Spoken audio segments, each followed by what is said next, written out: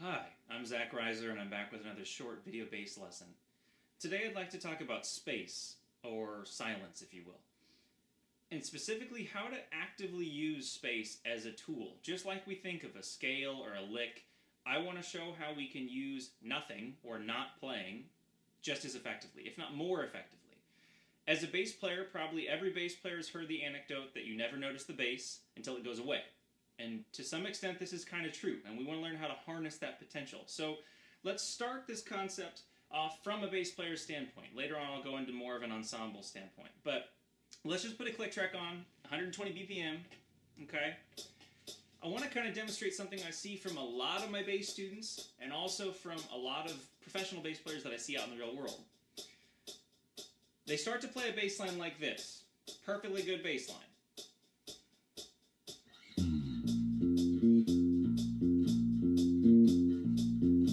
Now, depending on what's going on the outside, they could keep this going for a while. But the problem is that there's absolutely no breathing room. So it gets monotonous pretty quick. They can put a fill in, which kind of breaks the monotony, but not really. Okay. But now notice what happens if I put in a measure of space. A breather. Hopefully you can feel the effect of that. It's hard without the whole band there. But that gap is so nice. Now obviously you can't do it every time. Now what I do there, I didn't leave the whole measure blank, but my fill was pretty open. And just that little bit of, that little bit of white space is so nice. Now remember, we're not going to use it every time, I'm just showing you as an example. Sometimes that long fill is nice. Or maybe a longer fill.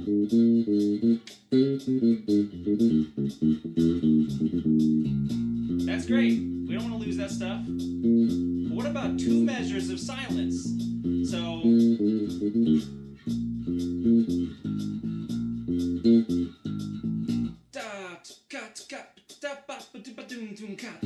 now, what I'm mouthing there is, in my head, that huge gap is just leaving so much room for all your bandmates to have so much fun.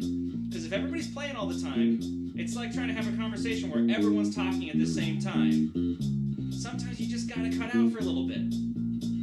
You can also use it as a transition. So for instance, I'll put that space and now switch my groove.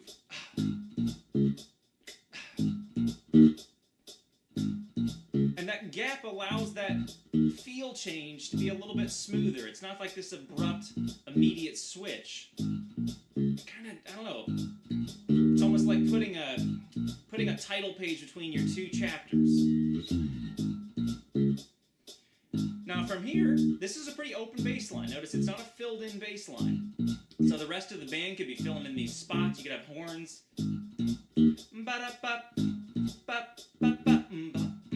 Whatever you want in there, doesn't matter. The whole point is there's room to play for yourself as well, like that fill.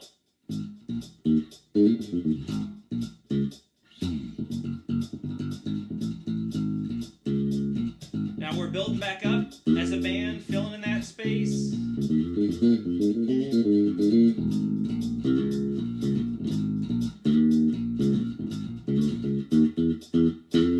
Back to the top. Okay.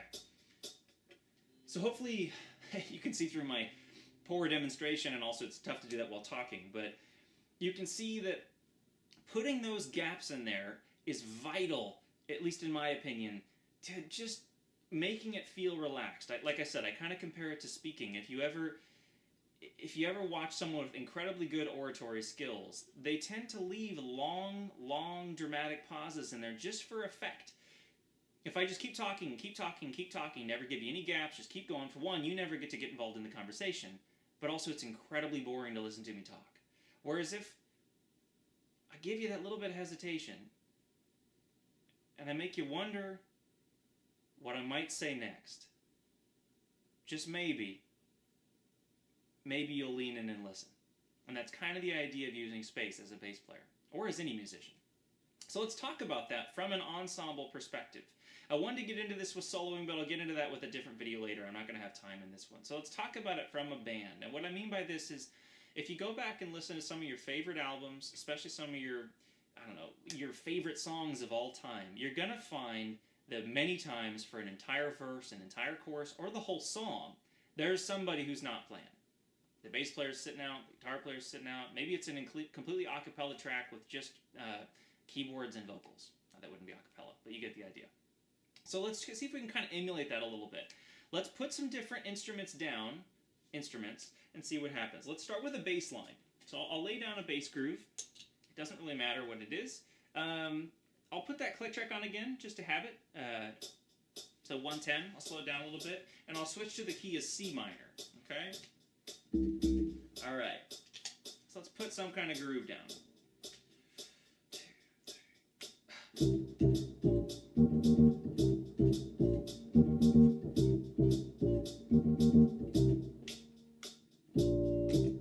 Now, this bass line is pretty full. It's taken up a lot of the sonic space, except for that part right there. I put a nice little 2-beat pause or 3-beat pause in there at the end. So now let's get some harmony. Let's add some kind of chordal stuff.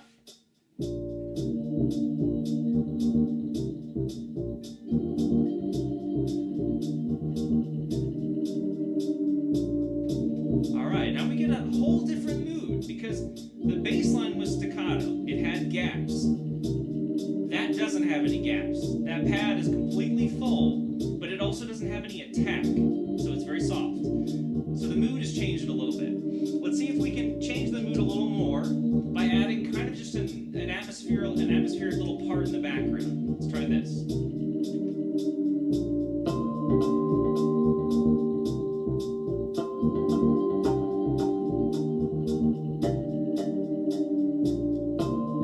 All right.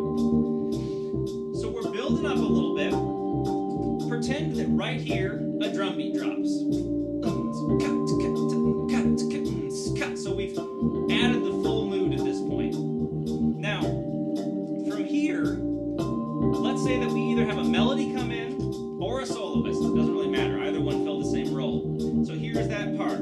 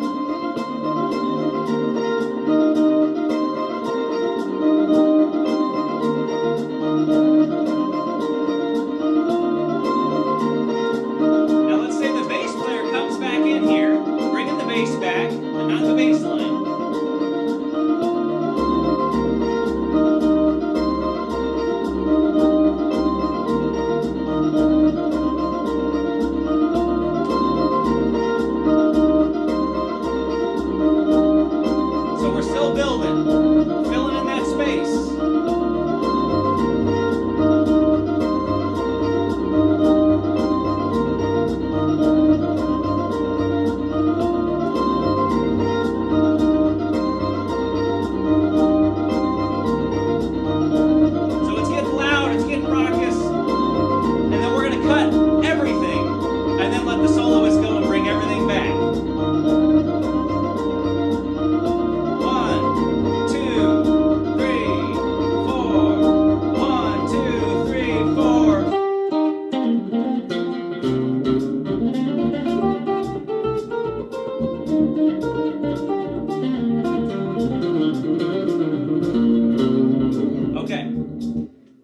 So, couple things to note.